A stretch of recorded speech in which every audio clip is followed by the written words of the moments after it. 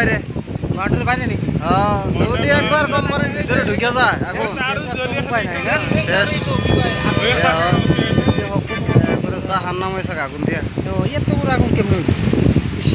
লাগছে কি এর থেকে আগুনটা?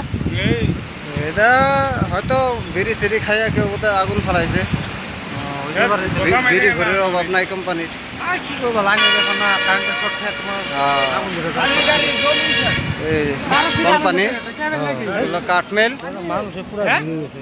হ্যাঁ এটা কেবল তার হ এই জন্য তো আগুন ধরছে।